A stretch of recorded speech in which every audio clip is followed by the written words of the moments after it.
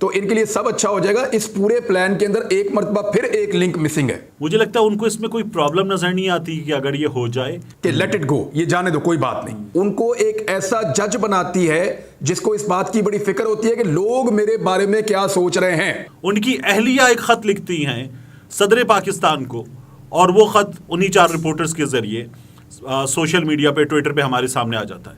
वो जैसे ही सुनेंगे लोग कहेंगे बायस ने जी, इनकी तो वाइफ ने भी ये किया हुआ है। और सदर साहब कहते हैं अच्छा मैंने जायजा लिया, हुकूमत ठीक कह रही है, मैं इस फरमान पे चिड़िया बिठा देता हूं दस्तखत की, हो गया।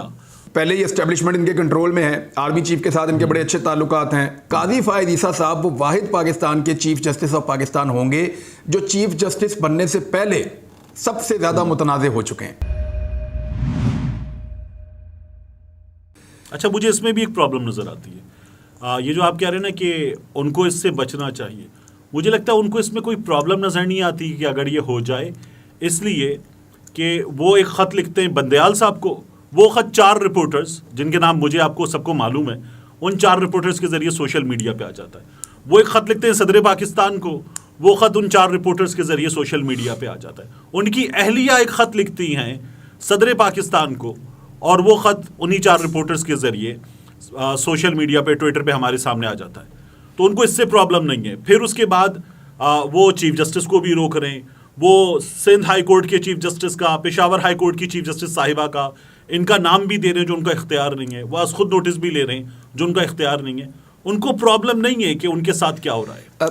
ये अभी ना देखने में आपको ऐसा लग रहा है, आप शख्सियत का जायजा लीजिए जरा तारिक भाई। कादी फायद ईसा साहब की शख्सियत ऐसी है कि वो अपनी पोजीशन को जस्टिफाई करते रहते हैं हर वक्त। आप गौर कीजिएगा, उनकी तरफ से वजाहत आती है, जब भी उनके बारे में कोई बात होती है तो वो वजाहत ज़रूर जारी करते हैं और वो उसके ऊपर अपना मौक़िफ़ ज़रूर पेश करते हैं। उमर अता बंदयाल साहब को आप देखें कितना फ़र्क है। उनकी सास साहिबा की मुबैना ऑडियो मार्केट में लाई गई, उनको बदनाम किया गया, उन्होंने किसी किस्म का उसका जवाब नहीं दिया, ना वजाहत पेश की और ना उन्होंने किसी से सवाल उठाया। ये जो दरिया जैसा ज़र्फ़ है ना, ये सबका होता नहीं है। मैं कोई तारीफ़ नहीं कर रहा उमर अता बंदयाल की, वो चीफ जस्टिस ऑफ पाकिस्तान है, उनके फैसलों से मुझे इख्तलाफ भी रहा है। साइफर खोले बगैर उन्होंने 1 साइडेड डिप्टी स्पीकर की रूलिंग को उड़ा दिया था। भाई आप साइफर तो खोल लेते, साइफर खोलते जिसकी बुनियाद के ऊपर वो रूलिंग दी गई है, उस बुनियाद को देखे बगैर आप रूलिंग कैसे उड़ा सकते हैं। जस्टिस उमर अता बंदयाल साहब का कारनामा हमें हमेशा याद रहेगा, और भी इनके बड़े कारनामे हमें हमेशा याद रहेंगे। लेकिन मैं ये बात कर रहा हूं कि उनको इस बात की परवाह नहीं होती कि लोग उनके बारे में क्या सोच रहे हैं और क्या कर रहे हैं। वो एक ऐसी शख्सियत के मालिक हैं। यानी मैं आपको ये बता देता हूं कि ये बड़ा मुश्किल होता है कई लोगों के लिए कि उनके ऊपर तनकीद हो रही हो और वो उसको हजम कर जाएं या खामोशी से उसको सुन लें या वो उसको जाने दें। यानी वो गो इन द एयर होता है ना एक, कि लेट इट गो, ये जाने दो, कोई बात नहीं। हर बॉल को खेलना जरूरी नहीं है, वेल लेफ्ट आपको करना होता है। बिल्कुल। तो काजी फायद ईसा साहब जो है ना, उनकी शख्सियत में ये नहीं है। काजी फायद ईसा साहब से सब्र नहीं हो पाएगा। देखें, उनको पूरे इख्तियारात के साथ चीफ जस्टिस बनना है और वो हर चीज़ के अंदर मुदाखलत भी करेंगे। उनको मीडिया के अंदर भी रहना है और मीडिया उनके बारे में क्या कहता है इस बारे में वो बड़े फिक्रमंद भी रहते हैं, कादी फायद ईसा साहब। तो ये जो फिक्रमंदी और ये सारी चीज़ें हैं, उनको एक ऐसा जज बनाती है जिसको इस बात की बड़ी फिक्र होती है कि लोग मेरे बारे में क्या सोच रहे हैं या मीडिया मेरे बारे में क्या लिख रहा है। तो कादी फायद ईसा साहब के लिए प्रॉब्लम बड़ा होगा, माने या ना माने, हम खुद देखेंगे ये होता हुआ। ठीक। अच्छा, एक सीना गज़ट प्लान भी चल रहा है। वो प्लान ये है कि गालिबन 9 तारीख आरिफ अलवी साहब मनसब सदारत से उतरते हैं। सादिक संजरानी साहब, क्योंकि इलेक्टोरल कॉलेज है नहीं, तो सादिक संजरानी साहब कायम मकाम सदर। फिर उसके बाद ये हुकूमत कहती है कि जनाब हालात नहीं है इलेक्शन के, भागना 1 साल तक।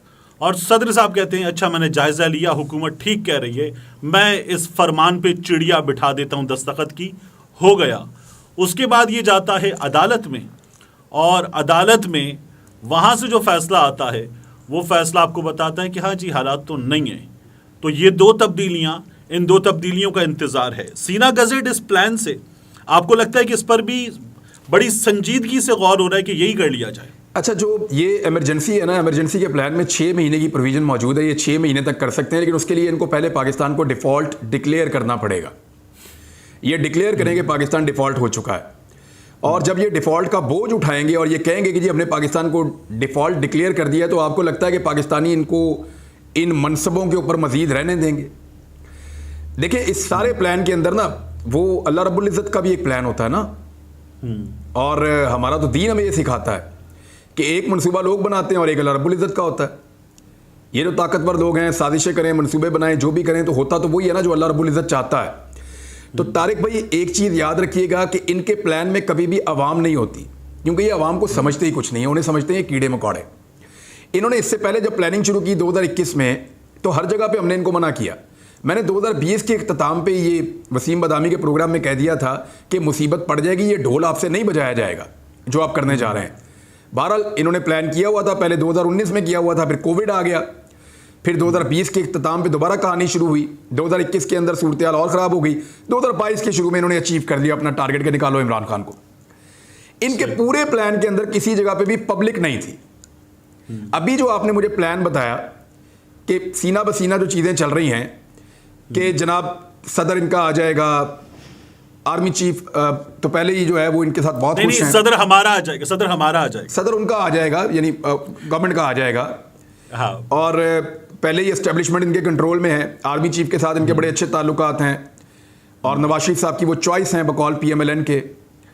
और इसके बाद जो चीफ जस्टिस ऑफ पाकिस्तान है वो भी इनके आ जाएंगे, तो इनके लिए सब अच्छा हो जाएगा। इस पूरे प्लान के अंदर एक मरतबा फिर एक लिंक मिसिंग है, और वो लिंक है पाकिस्तान के 22-23 करोड़ अवाम। तो अवाम से बाहर रख के आप जो भी मनसूबा बनाते हैं ना, वो मनसूबा आपके सर पे आके लगता है वापस बहुत ज़ोरदार तरीके से, और फिर आपको चक्कर आते रहते हैं काफ़ी दिनों तक। तो इस मनसूबे में भी ये अवाम को नज़रअंदाज कर रहे हैं। ये जितनी जल्दी अवाम की बात मान लेंगे उतनी ज़्यादा इज्जत बच जाएगी। एक इलेक्शन पाकिस्तान की एस्टेब्लिशमेंट को हारना है। देखिए, ज़रूरी नहीं है कि हर मरतबा आप बाहर वालों से हारें, कभी आपको अंदर वालों से भी हारना पड़ता है, कभी अपनों से भी आपको हार मान लेनी चाहिए। ये सोच के हार जाएंगे अपने खुश हो जाएंगे। तो एक लड़ाई एस्टेब्लिशमेंट को हारनी पड़ेगी, तभी ये मुल्क आगे चलेगा और इसका पहिया घूमेगा मईशत का। ये जिद पकड़ ली है पाकिस्तानियों ने कि हमने एस्टेब्लिशमेंट को एक मरतबा हराना है। अब अगर एस्टेब्लिशमेंट ने हार नहीं माननी तो लड़ाई लड़के देख लें, मर्जी है। अच्छा, ये बात ये है कि अगर ये नहीं होता, फर्ज कर लीजिए, तो फिर अंजाम क्या है? ये जो हमें चीज़ें नज़र आती हैं, स्टेक्स बहुत हाई है ना, और कमर्शियल स्टेक्स बहुत हाई हैं, मुआशी स्टेक्स बहुत हाई हैं, तो फिर तो ये सिलसिला रुकने वाला नहीं है। आयशा सिद्दीका साहबा की किताब पढ़ी है आपने? उसमें तो वो स्टेक्स बहुत बड़े बता रही हैं। यानी मुझे अभी किसी ने भिजवाई थी, पहले मैं ऐसी किताबों को पढ़ना गुनाह समझता था, लेकिन उसमें तो स्टेक्स बहुत बड़े हैं। सही है। अच्छा, चलें कंक्लूड करते हैं। मैं चूंकि आपको एक मजबूरी पता है, मेरी फैमिली में एक मेडिकल इमरजेंसी की, तो मैं एक अरसे से अब कराची में हूँ, और इमरान खान साहब से हमारी मुलाकात जो है वो नहीं हुई। इमरान खान साहब से आपकी रिसेंटली मुलाकातें हुई हैं। इमरान खान साहब को इस वक्त जो लाइफ थ्रेट है वो कितना सीरियस है? क्योंकि जो बाकी लोग हैं वो जो इंतहाई सस्ती दानिशवरी दिखाते हैं, उस सस्ती दानिशवरी में ये काला बॉक्स सबसे ऊपर है।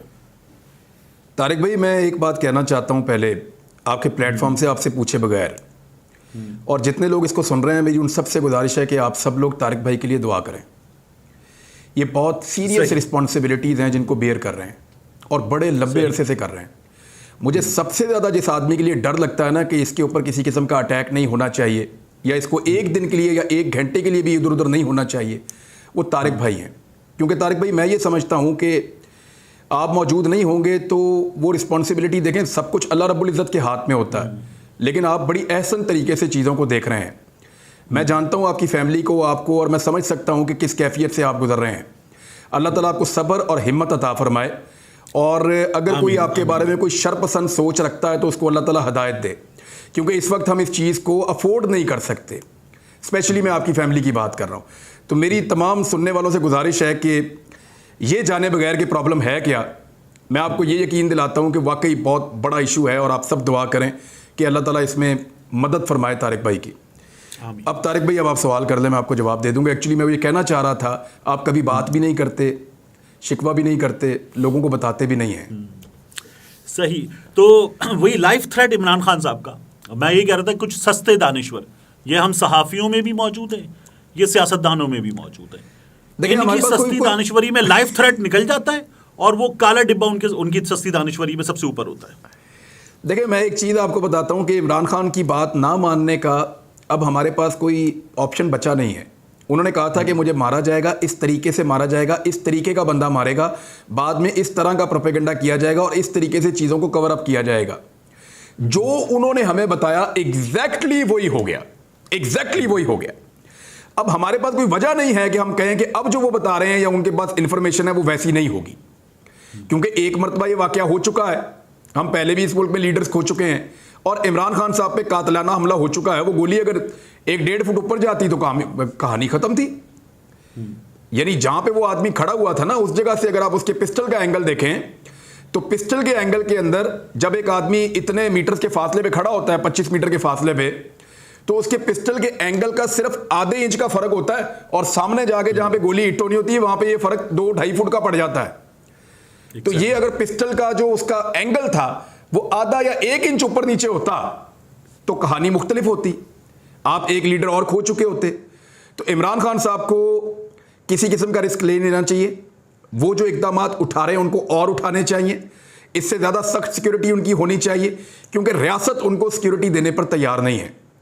और जिस रियासत की जिम्मेदारी है कि वो उनको हिफाजत दे, उसी रियासत को चलाने वाले लोगों में इमरान खान साहब को ख़तरा है कि उनको मारने की सोच है। और वो बार बार कह चुके हैं कि जो लोग रियासत चलाने के लिए ज़िम्मेदार हैं और जो लोग अहम ओहदों के ऊपर बैठे हुए हैं वो लोग मेरे कत्ल के मंसूबे के अंदर पहले भी शामिल थे और अब भी उन्होंने 6 लोगों के बारे में बताया है, 3 का वीडियो के बारे में और 3 का FIR के अंदर जो उन्होंने दरखास्त दी थी उसके अंदर, कि ये लोग मुझे कत्ल कर सकते हैं। अब मुझे आप ये बताएं कि रियासत एक ऐसे आदमी को जिसके बारे में रोज़ वो लिख कर देती है कि इसको खतरा है, कभी कहते हैं कि मजहबी तंजीमों से है, कभी कहते हैं कि बैरून मुल्क एजेंसियों से, कभी कहते हैं कि रॉ मार देगी, कभी कहते हैं कि अफगान इंटेलिजेंस आ जाएगी, कभी कहते हैं कि कोई और इंटेलिजेंस आ जाएगी। तो हर दफ़ा एक नया खतरा इमरान खान के बारे में होता है और उनकी सारी सिक्योरिटी वापस ली हुई है। ये जो विजुअल्स है ना, ये जिनका लोग मजाक उड़ा रहे हैं तारिक भाई कि सर के ऊपर इमरान खान साहब वो पहन कर जाते हैं सिक्योरिटी के लिए, तो मैं आपको ये बता देता हूं कि इमरान खान साहब के ऊपर बाकायदा स्नाइपर तैनात किए गए। ये इंफॉर्मेशन इमरान खान साहब को मिली है कि उनको मारने के लिए बाकायदा स्नाइपर्स मौजूद हैं जो उनको हिट कर सकते हैं।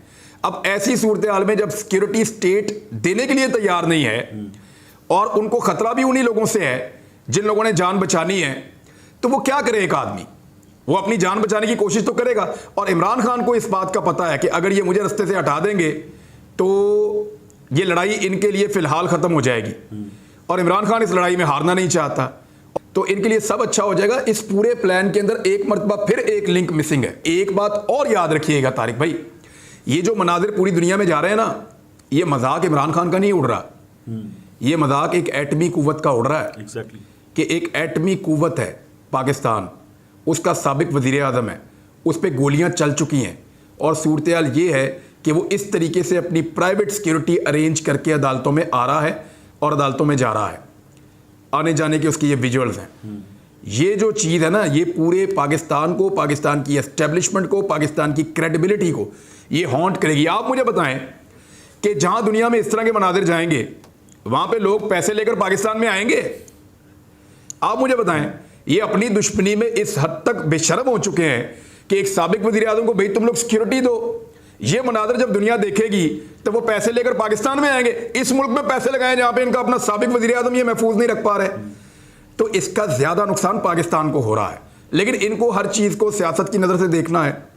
ये गाली दें तो वो फूल होती है। मिसाल के तौर पे फजलुर रहमान साहब के लिए स्टेटमेंट आया MKM का, वो ये कह रहे हैं कि फजलुर रहमान साहब का मुज़ाकरात से इनकार करना जमहूरियत का हुस्न है। यानी मुझे समझ नहीं आती कि ये लोग कैसे बैठ के ऐसे जुमले बना लेते हैं। इमरान खान इनकार करे तो वो फाशिस्ट हो जाता है, डिक्टेटर हो जाता है, गैर जमहूरी रवैया हो जाता है। फजलुर रहमान करे तो जमहूरियत का हुस्न हो जाता है। तो इसी तरह से इन्होंने अपने अपने क्राइटेरिया बनाए हुए हैं। इस दौर में पिछले 1 साल में अगर हम देखें ना कि कपड़े उतरे हैं सबसे ज़्यादा, तो तारिक भाई एस्टेब्लिशमेंट के बाद अगर कोई सबसे ज़्यादा नंगा हुआ ना पाकिस्तान में तो वो पाकिस्तान का मीडिया है। दुरुस्त। इससे ज़्यादा कोई भी नहीं हुआ। और मेरे ख्याल में पाकिस्तान के मीडिया की भी क्रेडिबिलिटी ख़त्म हो गई है। पाकिस्तान की एस्टेब्लिशमेंट की भी क्रेडिबिलिटी खत्म हो गई है। ये सियासतदान कोई ना कोई जुगाड़ करके अपने आप को वापस रेलिवेंट कर लेंगे, लेकिन पाकिस्तान की एस्टेब्लिशमेंट और पाकिस्तान का मीडिया वो अब मुझे नहीं लगता कि वापस अपनी साख बहाल कर पाएगा। सही। Imran, thank you very much, और जी भाई, प्लेजर आपसे बात करना, और इंशाल्लाह दोबारा भी आपको ज़हमत देंगे। Thank you very much.